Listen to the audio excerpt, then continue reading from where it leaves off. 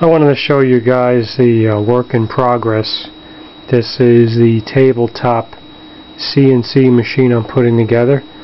Some parts are recycled, such as the Y-axis here was pulled out of, I believe it was an Apple printer, maybe a dot matrix type old printer.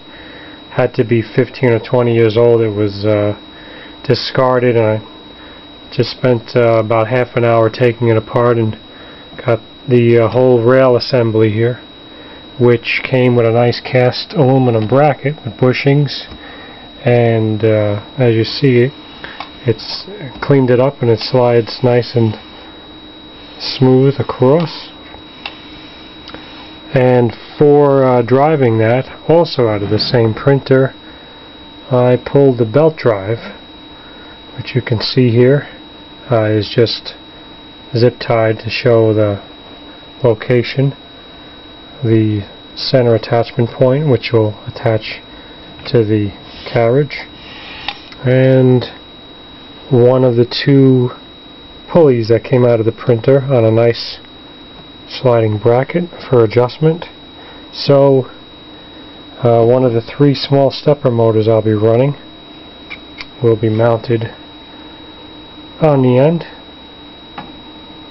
and generally this orientation to drive the Y-axis across, left and right, and two more of the same motors will be used for the other two axes as well. One is of course the Z, the same motor type will be mounted here with a 1/4 inch 20 threaded rod, which will run down through a HPE or a white cutting board type material to make the nut, mounted here. And this is sliding on a THK Rail, which I picked up off of eBay relatively cheap. Very strong, a little bit heavy, but you can't beat it for being very compact and durable. I could hang a trim router off of this and it won't have any excess movement on it. It's very strong. And again, the same motor will be used for the X-axis. Will be here probably a 3/8 threaded rod or Acme 3/8 rod will go up. There'll be a cross member going from this point across to this point, and underneath will be another drive nut, like an HPE threaded nut, and you'll have the long screw running. The nut will be here, and that motor will turn, and that will pull the carriage for this axis back and forth. This is just screwed down to the MDF board for mock-up purposes.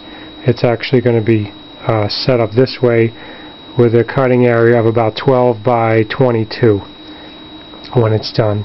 And as for the cutting, I'll be running a Dremel type tool. This one is a cordless I got from Grizzly. That'll be mounted up pretty nice. We'll see how that works out.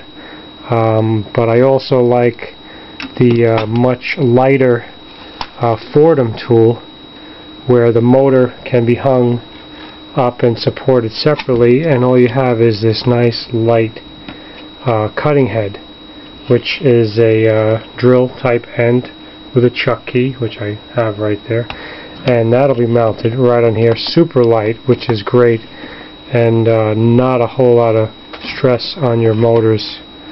I mean, it really weighs nothing. It adds about 4 or 5 ounces, much lighter, half the weight of the Dremel type tool.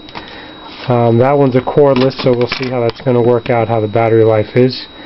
And that's pretty much it. It's coming along nicely, and I'll update this as I get a little further into it. I got a nice breakout board on order from BluuMax. I should have that in a couple days, and I'll update when I have some electronics going.